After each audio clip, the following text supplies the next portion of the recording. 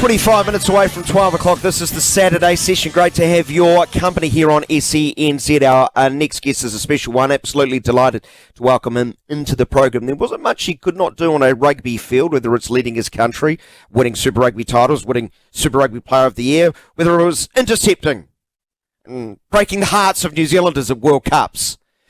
Incredible career. One that was heavily impacted by head knocks and concussions. Well, these days, our next guest is big on investing into emerging technologies to help revolutionise how concussion and other mental health issues can be identified and managed. We are utterly delighted and privileged to welcome into the show Mr. Stirling Mortlock, who joins us. Stirling, thanks so much for joining us.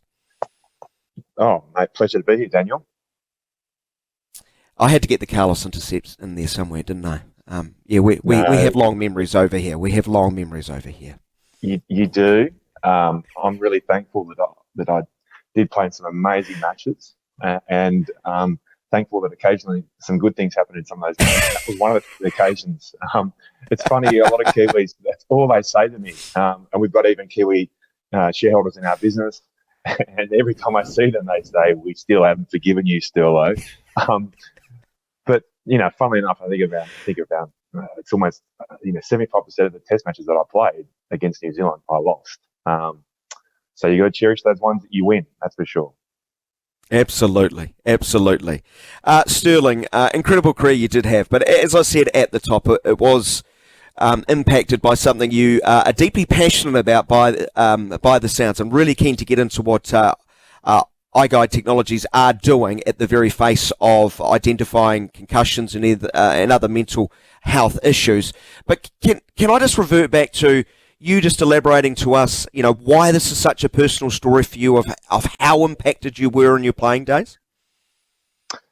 Oh, it's pretty simple. I would imagine I had at least 10 concussions through my career, and there was 2 instances where I had to stand down from playing because I had a couple of repeated concussions.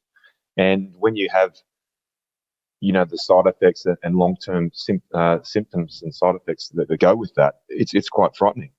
And, it impacts it impacts your whole entire life. You can't sleep very well. You can't concentrate very well. You get irritable. All these things impact your whole entire life and well-being. And so it's a huge stigma of contact sports, and I guess I'm really happy with the way that a lot of the national governing bodies in all different sports are addressing it and making sure their protocols are more robust and the awareness is there on how to identify it, and more importantly, how to have really robust return to play protocols. But from my perspective, if I had something like EyeGuide, which objectively measures your brain health, and a really simple process that does it in 10 seconds, that would have just provided huge peace of mind and comfort to me personally and my family. It would have been a great assistance with all of the medical staff and everyone returning in regards to returning to play. I see that as being the big win here, that this is a really cost-effective way. It doesn't cost a lot for this technology. It could be in every community team, every club, every school. And effectively what happens is there's a neurological passport that every single participant can have, and you can measure them for your whole entire life. And then it gives you greater ability to have better informed decisions. I want to drill down on the technology in just a moment, but I completely agree. And I do think it's one thing in modern days we can really give a lot of credit to rugby overall. Is this absolute sort of desire to try to make the game safer and head knocks especially. In your times, I'm not sure if this is the right choice of word, was it sort of the Wild West with regard to assessing at the times? I always remember famously there was a Super Rugby final in 2006, Hurricanes versus the Crusaders, the Fog finals as known. Pity Weepu gets horribly knocked out. Everyone saw it on TV. The doctors on the other side of the field, I think it was Ian Murphy, ran over, and by the time he got to the player, he presented no obvious symptoms, and he said, right, you can carry on. It seemed like doctors acting in good faith just didn't have enough available to them to make the right judgment. Is that a fair way of describing it? I think it was both sides of the coin, and this is the way I always phrase it. Coaches want to coach, players want to play. And in that era that I came through, it was absolutely, unless your leg was broken or something was extremely wrong, you needed to stand up and be in the defensive line. And so sometimes you would just automatically get back up, even though you had suffered a decent head knock or potential concussion, just because that's the way it was ingrained. I really am really thankful and happy that that's not the case nowadays. Everyone in a lot of games that have collision sports, they know that that's not the methodology. If you suffered that, bang, you need to be assessed. You need to have a HIA protocol or a SCAP treatment. SCAP protocol straight away.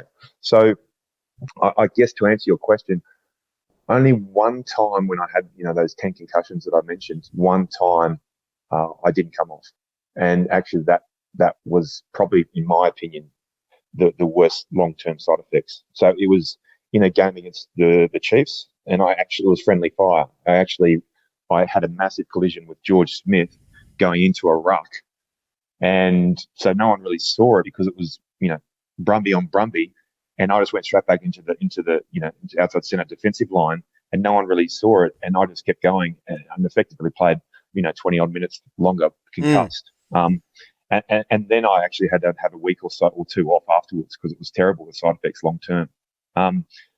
Every other time, the medical staff were right there on me and got me off, and I didn't come back onto the field. So I was very thankful and lucky that I did get the quality of care in all of those scenarios. What I found really, really difficult, though, was when you have a broken bone, you get a scan and it confirms that, or you've got a muscle tear or a ligament strain, you get an MRI or whatever, you get the scan and it confirms it, and you go back and you say, no, look, more than likely I'm out for 4 weeks or whatever the number is. When it comes to brain health, there really hasn't been a lot of digitization and ways to objectively quantify what's going on. And that's why I really love what EyeGuide is doing, that this is just another tool that objectively quantifies your brain health. And more importantly, it really sets an objective baseline for you. Every individual will have a different baseline. And even if you're fatigued, that baseline, it'll come back lower as well. So it actually monitors your brain health, not just to help with concussions. And so when we saw that and went through it, and I went through it and had a test of it, I was like, okay, I get this. This is going to be more important for integrating back into return to play protocols and helping people to say, look, I'm not right. I feel like I'm almost there, but look, here's my test result, bang. So there's that objective data point that helps provide weight to everyone no, Stirling shouldn't go back. We need to wait until he's ready. EyeGuide Technologies, you're a firm believer in it, you've invested in it. How does it work? Like for our weekend warriors, if they're at a game, and that's what I'm guessing what you'd like to see, that this permeates down at all levels, that it's available to all clubs eventually. So how does it work? How does it operate? Walk us through the mechanics of it. Yeah, it's really simple. So it's just it's a simple, fast, non-invasive digital eye test. So it basically captures in 10 seconds. You literally look at an iPad screen, and then while you're following this dot on the iPad screen, a camera captures 1,200 images of the player's eye movement. That then goes straight away immediately to assess the brain function. And it's really noticeable when you're concussed or when your brain isn't functioning optimally. And especially if ideally you've got a baseline, and then you can see really clearly when you're not right. But even when you don't have a baseline, say for instance an away player comes in to the change room and they want to test them, it will be really noticeable that their ocular function is way, way off. And people can't manipulate a system here. It is what it is. No, I'm thinking about, no, I've used to, there were yeah, those sort of cognitive tests prior to a season where people would deliberately, I know this for a fact, rugby players would deliberately make sure they get a lower score. So if they had a head knock during the game, they might pass it. So this takes it out. The theory of manipulation should be removed from the equation. exactly, and that's why I loved it too. So there is no fudging.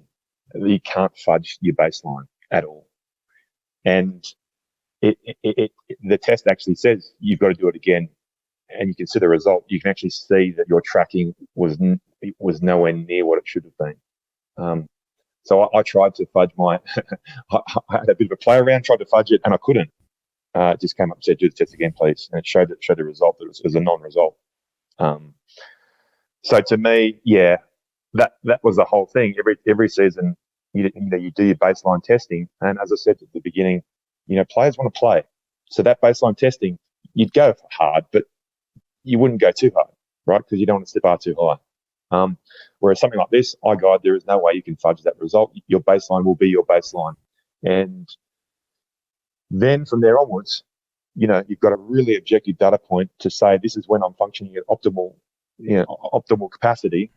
And unfortunately, I'm not there. So I need to rest. It's really simple. Did you try to fudge your own results when you were playing? No. I guess what I'm saying is every preseason you would do the test, but you wouldn't try to win the test or beat everyone else. You just go and do it. Yeah. Just do it. Just finish it. It wasn't correct. It wasn't. Yeah. It's one of those tests where you don't want to be the gold medal winner, basically, put it that way. Whereas every other test, you're in a high performing environment, in a team dynamic, mate.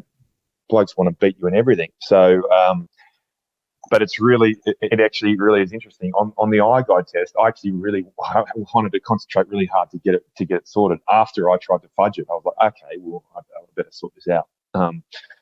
So yeah, I just really like the fact that you can't fudge your baseline. You've got to do that, and it's objectively measuring that baseline. And then B, from then onwards, you will have a neurological passport with you, which, even for me, I've participated in a concussion, brain research project. I only did that a few months ago. That whole process was fantastic for me. It was 4 hours. I did an hour, really accurate brain MRI, and then 3 hours of neurological tests, memory tests, short-term, medium-term memory tests, and all these different stuff that, including a ocular motor function test as well. And that was fantastic for me to go through that process and to go through that because, the research, the doctor said, no, he gave me my results and everything else. But every 5 years from now on, I will be doing that. And again, that's going to provide me a lot of comfort. However, if I had an EyeGuide, neurological passport from my playing days and could be doing it now, I would just love that because it would provide me a lot more peace of mind. Yeah, absolutely. And I think you've stated you like to see this a bit like defibrillators, out in public settings. But we all know defibs are expensive. Not every club has access to them. So for people listening, whether they're administrators of sports or looking after their own clubs, and they want to know more about EyeGuide, where does one turn? You could basically, I guess there's two ways. EyeGuide Technologies, their website, or XV Capital, our business. XV Capital, our website. Connect with us, and we can connect you with EyeGuide or directly through EyeGuide Technologies. But yeah, it's something that we will be accelerating them throughout Australia, New Zealand, and Japan to start with. But also EyeGuide is accelerating up in UK and will be going to North America as well. So it's something that we see as a huge problem in contact sport. We want to provide a lot more comfort to everyone participating, and obviously all the parents that if we have something like EyeGuide in every community, every school, it will provide a huge amount of comfort that the kids aren't putting themselves in harm's way when they shouldn't be. Wonderful stuff, Stirling. I've got to ask, it's a pretty big year in rugby, 2023. How well It placed is. are you Aussies? You've got about 10 seconds or less. Oh, I actually saw Eddie Jones yesterday. There's a lot of talented players out there, but I just think it'll be a tough challenge for us. But Eddie is certainly the right person to get the best out of us in this short period of time Yeah. heading into the World Cup. SENZ